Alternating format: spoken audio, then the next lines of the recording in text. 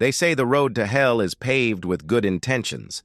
Mine was paved with a flyer, women supporting women, that I encouraged my wife to explore. I thought I was being a supportive husband, helping Monica find her community after our move. Instead, I was signing the death warrant for our marriage. In just 3 months, that group transformed my dedicated partner into an entitled stranger who declared she would no longer fulfill any wifely duties while living entirely on my dime. Little did she know that when she announced her liberation from our partnership, she also freed me to deliver the most brutal lesson in consequences she would ever learn. 6 years ago, Monica and I made what we thought was a sensible arrangement. We weren't trying to recreate some 1950s fantasy. We were being practical. I had my civil engineering career on a promising trajectory, and she would manage our home life while we built toward our future together. The plan was to start a family eventually, but first, we needed stability. Those early years were genuinely good. I'd come home from 10-hour workdays to find Monica had transformed our modest 3-bedroom into a place that felt like somewhere you'd want to be. She had a knack for organization, for creating spaces that felt both functional and warm. I never once resented the long hours at the office because I knew I was coming home to something worth working for. Our evenings had a comfortable rhythm. Dinner together at the kitchen island, talking about our days. She'd tell me about the new storage system she'd implemented in the garage, or the recipe she'd perfected. I'd share stories about structural calculations or difficult clients. We'd plan vacations we'd take someday, renovations we'd do eventually, children we'd raise when the time was right. There was balance between us, different responsibilities but equal investment. People might judge our arrangement, call it old-fashioned. But Monica had autonomy. She had her own bank account with access to our funds. She made decisions about the household. We were equals with different roles. More importantly, she never once expressed unhappiness with our setup. Not once in 6 years did she say, "David, I want something different." I would have listened if she had. 3 months ago, Monica found a flyer at the community center. "Women supporting women," it read. "Find your voice. Reclaim your power." She showed it to me over dinner, eyes bright with interest. "What do you think?" she asked, tapping the paper eagerly. "It's Tuesday and Thursday evenings." "Sounds great," I responded, genuinely meaning it.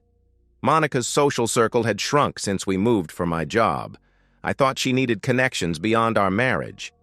"You should definitely go." She went to that first meeting and came home transformed. I'd never seen her so animated, so energized. She talked non-stop about the women she'd met. Jessica, who ran a successful online business. Amber, who'd recently left her husband. Diane, the group's founder, who had written a self-published book called Unshackled: Breaking Free from Patriarchal Expectations. I remember feeling happy for her that night. I remember thinking, this is good for her. I remember watching her face as she described the meeting and feeling a flutter of pride that she was finding something that excited her. I had no idea that those Tuesday and Thursday meetings would dismantle everything we'd built. If I'd known what they were teaching her, what they were turning her into, I would have burned that community center to the ground. The change was gradual, like watching someone become addicted to a substance. You notice the small shifts first, things you can explain away. Then one day you look at them and realize you're seeing a different person entirely. It started with her vocabulary. New words began slipping into our everyday conversations. Patriarchy appeared first. Then emotional labor. Systemic oppression followed shortly after. "Did you know," she said one evening, spooning pasta onto her plate, "that women do an average of 4 more hours of unpaid domestic work per day than men? It's fascinating how society conditions us to accept our own exploitation." I engaged at first, genuinely interested in her perspective. I asked questions. I listened to her answers. I even read some of the articles she forwarded me from feminist websites. But something felt off about these conversations. They weren't exchanges. They were recitations. Monica wasn't sharing thoughts she'd developed. She was repeating scripts she'd been given. Her phone became an appendage, constant notifications, constant scrolling. The private Facebook group consumed her. She'd show me memes about breaking free and knowing your worth. She'd read me posts from women celebrating leaving marriages that no longer served them. She started comparing our relationship unfavorably to some feminist utopia where men and women contributed exactly equally in all spheres simultaneously. I noticed she'd stopped asking about my day, stopped caring about the stress I was under at work. When I mentioned the pressure of an upcoming project deadline, she suggested I was seeking emotional labor from her, as though being interested in your spouse's life was some form of exploitation. The group meetings expanded beyond Tuesdays and Thursdays, coffee with Jessica on Saturdays, video calls with Amber late into the night, brunches with the whole group on Sundays. These women, whom she'd known for mere weeks, became her entire world. Diane says, and Jessica thinks, prefaced every opinion she expressed. I suppressed my growing unease. This was a phase, I told myself. She's exploring new ideas, finding herself. This is healthy. But the nagging feeling persisted. These weren't just new interests. They were replacing her entire personality. One evening, she came home particularly agitated after a meeting. She paced our living room, ranting about another member's husband. He controls all the finances, she fumed, gesturing wildly with her hands. He makes her ask permission for every purchase. It's financial abuse, pure and simple. Wait, I said cautiously. Isn't this Melissa you're talking about? The one who doesn't work? So what? Monica snapped, whirling to face me. So if she doesn't earn any money, isn't it reasonable that her husband would manage their finances? How is that abuse? I asked, trying to keep my tone neutral. Monica's expression hardened. Money isn't everything, David. Women contribute in ways that can't be measured in paychecks, she declared, as if reciting from a manifesto. Her tone sent a chill through me. The woman speaking those words wasn't my wife. She was a ventriloquist dummy with someone else's hand controlling what came out of her mouth. I should have seen it coming. The signs were all there. But when someone you love is drowning in ideology, you don't recognize it as drowning. You think they're learning to swim. I was wrong. The day everything changed, I came home later than usual. A site inspection that should have taken 2 hours stretched to 6 when we discovered structural issues that needed immediate attention. I'd called Monica to let her know, but she hadn't answered. I tried not to read into that. By the time I walked through our front door, my shoulders ached from tension, my eyes burned from staring at blueprints, and my stomach growled from skipping lunch. All I wanted was to sink into our couch with a beer, maybe order takeout, and decompress with my wife. Instead, I found Monica sitting at our kitchen table, laptop open, arms crossed over her chest. Her expression was one I'd never seen before, a combination of righteousness and barely contained excitement, like someone about to deliver news they've rehearsed for days. "We need to talk," she announced, her chin lifting slightly. I set down my bag, alert now to the tension in the room. "What's going on?" I asked warily. "I've been doing a lot of thinking," she said, her voice oddly formal. "About our marriage.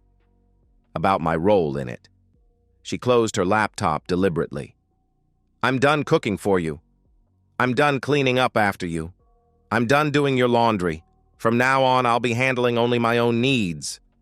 I stared at her, certain I'd misheard. "What?" I questioned, disbelief evident in my voice. "I'm not your maid, David," she stated, the rehearsed quality of her words unmistakable now. "I've had a feminist awakening. I've realized I've been performing unpaid domestic labor while you get to have a career and identity outside this house." The absurdity of the statement, after 6 years of our agreed-upon arrangement, ignited my temper. "Are you serious right now?" "We had an agreement, Monica. You manage the house, I earn the money," I reminded her, struggling to keep my voice level. Money isn't everything, she replied, parroting the exact phrase she'd used about Melissa's husband. You think because you pay the bills you own me? I think because I pay the bills, you don't have to work. My voice rose despite my efforts to stay calm. I think because I support us completely financially, the least you could do is handle your end of things. My end of things? Her voice dripped with indignation. You mean the cooking and cleaning? The mental load of managing the household? The emotional labor of keeping our social calendar? That's not my end. That's unpaid domestic servitude that society has conditioned women to accept. Society didn't condition you to accept anything, I shot back. We had a conversation 6 years ago. We made this decision together. You were happy with it until those women got in your head. Those women opened my eyes, she countered, chin lifting. Now I understand my worth. Your worth? The word struck me as particularly ironic. What exactly do you contribute, Monica, if not household management? What is your worth to this partnership? I challenged. Her answer stunned me in its audacity. My presence, my companionship, my emotional labor, she declared, as if stating the obvious. I laughed, unable to help myself. Your presence? That's your contribution? Meanwhile, I work 50 hours a week to pay for this house, the car you drive, the food you eat, the clothes you wear, the vacations we take, the health insurance that covers you. But sure, your presence is an equal contribution. You're proving my point, she said coldly. You think money makes you superior. I think money pays the mortgage, I snapped. I think money keeps the lights on. I think money allows you the luxury of spending your days however you want while I'm working my ass off. And now you're telling me you won't even handle the basic household tasks we agreed you'd manage? That's right, she confirmed with a small, satisfied smile, like she'd won something. From now on, we each take care of our own needs. Equality. I stared at her, something crystallizing in my mind. This wasn't a phase. This wasn't a rough patch. This was my wife unilaterally ending our partnership while expecting to continue enjoying all its benefits. She wasn't my partner anymore. She was a parasite with good PR. Fine, I said finally, my voice quiet.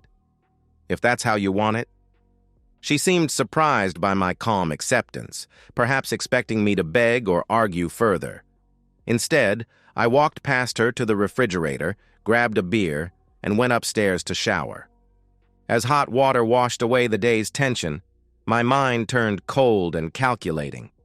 If Monica wanted to live as though we weren't married, I'd give her exactly what she was asking for. But on my terms, not hers.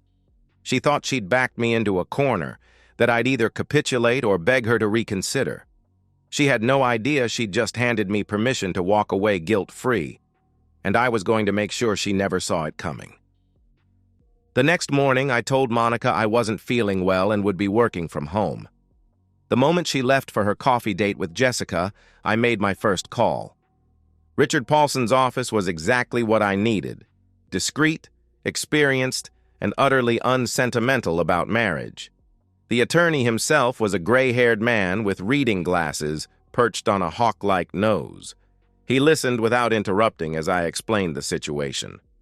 Let me make sure I understand correctly, he said when I finished.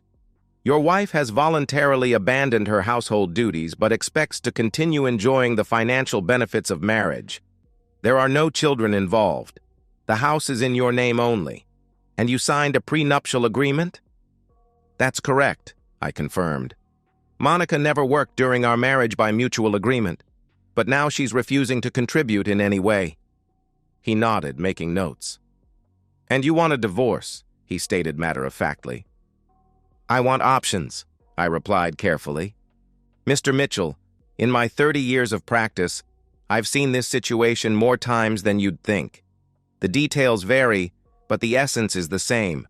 One partner decides to change the terms unilaterally and is shocked when the other partner objects. He leaned forward. Your case is straightforward. No children means no custody battle. House in your name means no property dispute. Prenup means limited financial exposure. We could have this wrapped up in 60 days if uncontested. I authorized him to prepare the paperwork but requested he hold off on having Monica served. I wanted everything perfect, airtight, with no possibility of her mounting a defense. More importantly, I wanted her to experience exactly what she'd asked for, a marriage in name only. For the next 2 months, Monica and I lived like hostile roommates. She cooked single portions, did laundry for one, cleaned only her spaces. I matched her exactly, ordering takeout, using a laundromat down the street for my clothes, keeping my areas immaculate while ignoring shared spaces. Our house divided itself geographically. Her bathroom, my bathroom. Her side of the closet, my side. The kitchen became contested territory where we prepared separate meals at separate times. We passed each other like ghosts, maintaining superficial politeness that made the distance between us even more apparent. I watched Monica's reactions evolve. The first week, she was smug, triumphant. She spent hours on her phone, no doubt telling her support group how she'd set boundaries and refused to be exploited. But as weeks passed, I noticed the smugness fading. She began to realize I was genuinely fine without her. I wasn't begging her to reconsider. I wasn't arguing. I wasn't even seeming bothered. I was simply living my life, working, going to the gym, catching up with friends I'd neglected. Her power play had failed to produce the reaction she'd expected. By week 6, Monica started testing the waters. She'd cook extra and casually offer, "I made too much pasta. You can have some if you want."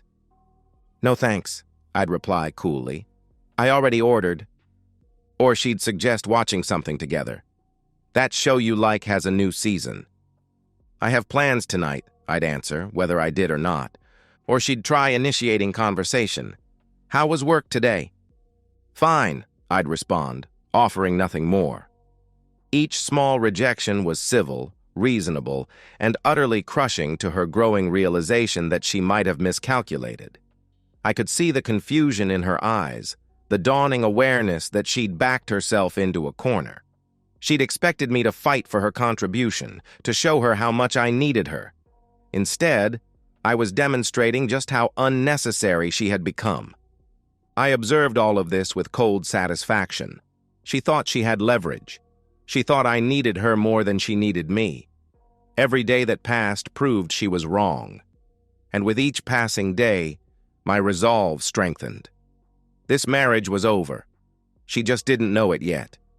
Exactly 62 days after my initial consultation with Paulson, the divorce papers were finalized and ready to be served.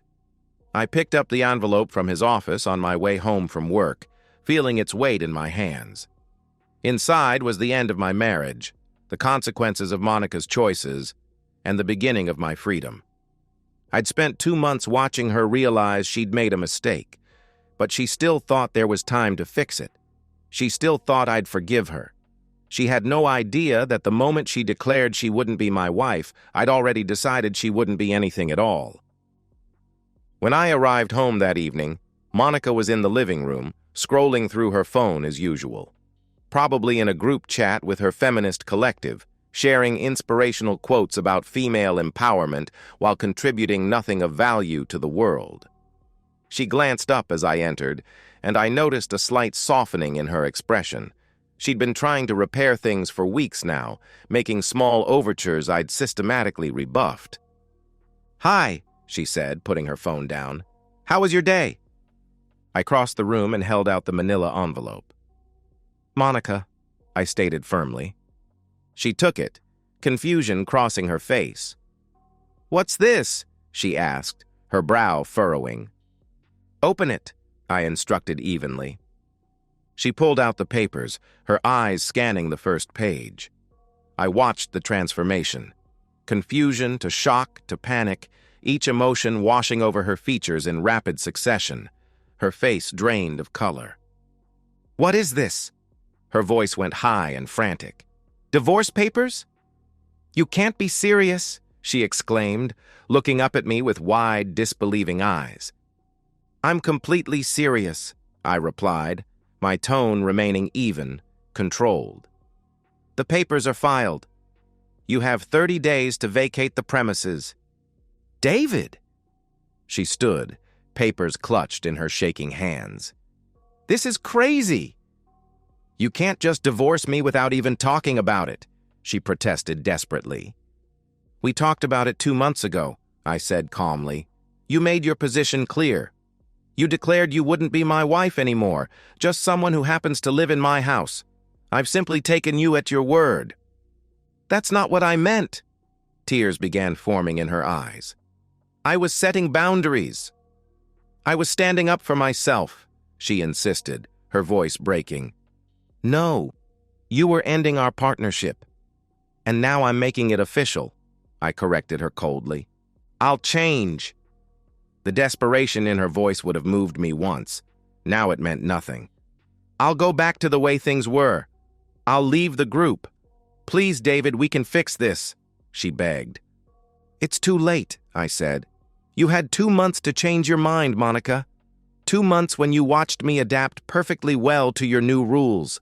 Did you think I didn't notice you realizing your mistake? Did you think I couldn't see you trying to walk it back without losing face? But we love each other. She stepped toward me, reaching out. I stepped back, maintaining distance. No, we don't, I said, the simple truth of it striking even me with its finality. You don't love me, Monica. You love what I provide. The moment your Facebook friends told you that you deserved more, you abandoned our agreement without hesitation. That's not love. Her face crumpled. Why are you doing this? She whispered, tears now flowing freely. What exactly am I divorcing? I asked, the question that had crystallized in my mind months ago finally spoken aloud. You're not my wife anymore. You're just a stranger who lives in my house. You don't cook for me. You don't clean. You don't do laundry. You don't support my career. You contribute nothing financially. You offer no emotional support. Tell me, Monica, what possible reason do I have to stay married to you? She had no answer. The realization seemed to hit her fully then. She had nothing to offer. She'd dismantled her only contribution to our partnership and expected that I would simply accept the new arrangement indefinitely. I'll get a job, she whispered, her voice barely audible. I'll do anything. Please don't do this. The papers are filed, I repeated firmly. This is happening. You need to pack and leave. I glanced at the phone she'd abandoned on the couch. Maybe call your feminist friends.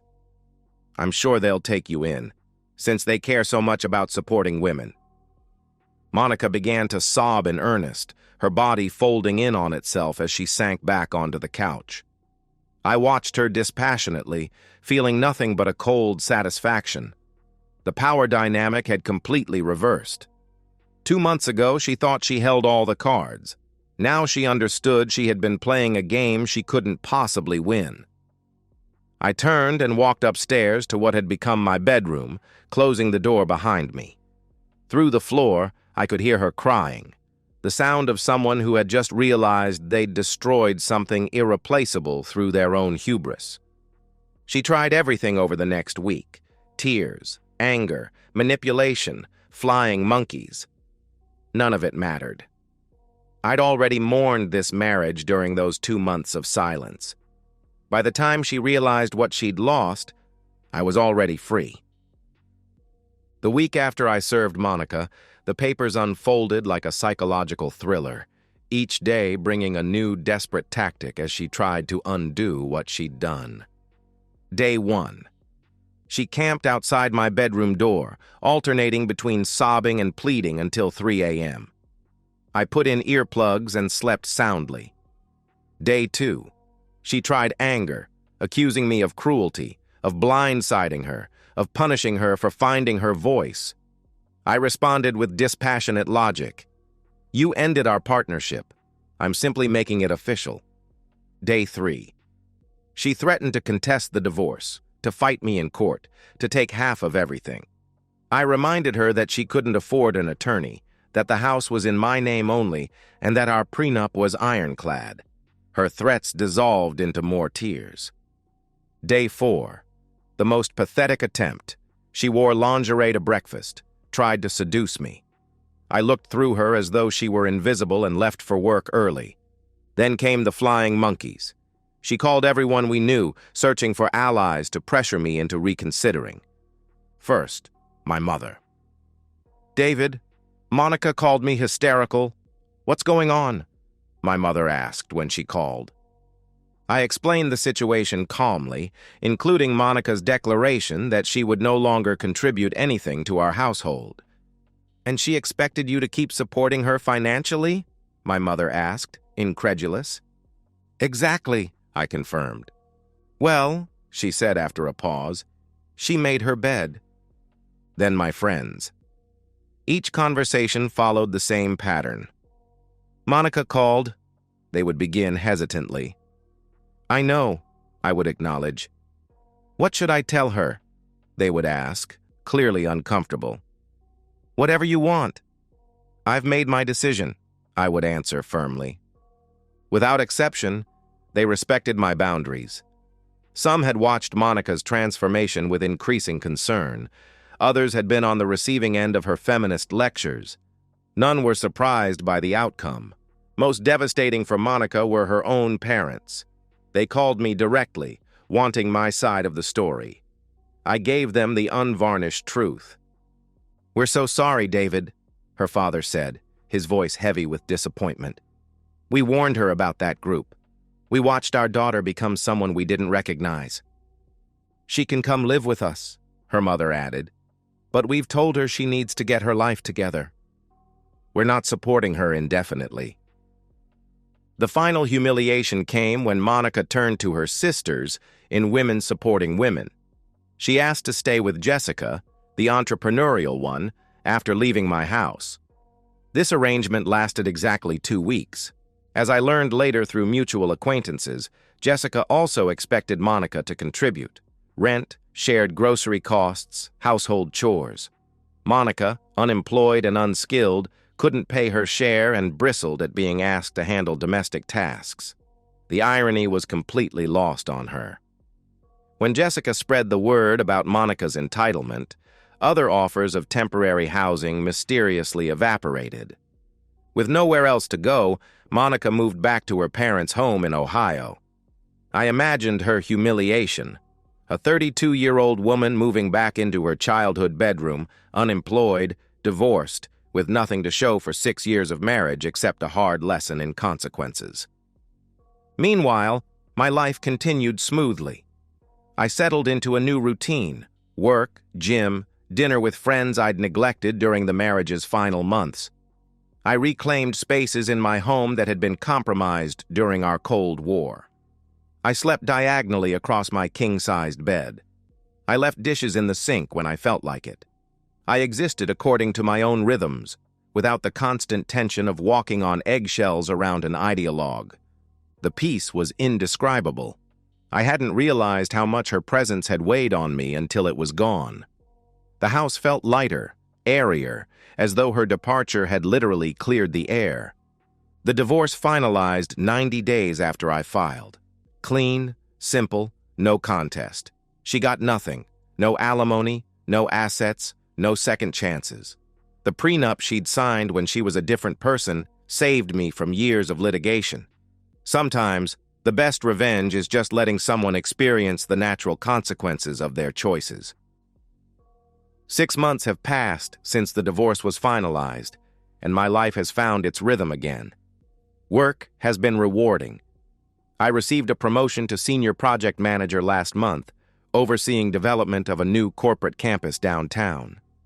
The house is peaceful, organized according to my preferences, without the constant background radiation of resentment that had characterized those final months with Monica. I've rediscovered parts of myself that had been submerged during the marriage. My interest in woodworking, weekend hiking trips, reading without interruption, small pleasures that accumulate into a life of quiet satisfaction. I've been seeing someone new for about 2 months, Emma, a project manager I met through colleagues. She has her own career, her own apartment, her own fully formed identity that doesn't depend on internet validation or group approval. Our relationship feels balanced, each of us bringing something to the table, each of us respecting what the other contributes. We're taking things slowly, both of us cautious after previous disappointments, but the potential feels genuine. Through mutual connections, I've heard what happened to Monica and her group. Women Supporting Women disbanded after 3 members, including Monica, got divorced in similar circumstances. Turns out declaring you'll contribute nothing to a partnership while expecting full benefits doesn't end well, regardless of how you frame it ideologically. The remaining members drifted apart, some doubling down on their beliefs, others quietly recognizing they'd been feeding each other's worst impulses. 4 months after the divorce, Monica sent me a long email. It was surprisingly reflective, full of apologies, admissions of how she'd been manipulated, realizations about how the group had warped her thinking with simplistic ideology. She said she understood now, that she'd grown, that she wished she could undo everything. The email felt sincere. I believe she genuinely regrets her actions. I never responded, not out of cruelty, but because there's simply nothing left to say. That chapter of our lives is closed. Some bridges once burned can't be rebuilt. People often ask if I moved too fast, if I should have tried counseling first. My answer is always the same. Monica ended our marriage the moment she declared she wouldn't fulfill her responsibilities while living off my income. I just made it official. Marriage is a partnership, mutual contribution, respect, and effort. She decided unilaterally that she owed me none of those things. I've learned that some people only value what they have when they realize no one else will tolerate them. I've learned that empowerment without responsibility is just selfishness with better branding. Most importantly, I've learned my own worth, and that I'd rather be alone than with someone who sees me as nothing more than a source of financial support. I'm at peace with how things ended. I don't hate Monica. I don't even think about her much anymore. And that, I've realized, is the most final ending of all. I don't regret my decision for a second. And so, we've reached the end of today's story. Was it what you expected, or did it take a twist you didn't see coming? I'm curious to hear your thoughts. Share them in the comments below, and let's get a conversation going. If this story kept you hooked, make sure to hit that like button. And if you're new here or just haven't subscribed yet, now's the perfect time to join our community. I bring you fresh, captivating stories every day, so click that subscribe button and turn on notifications so you never miss out. Thanks for watching, and I'll see you in the next one.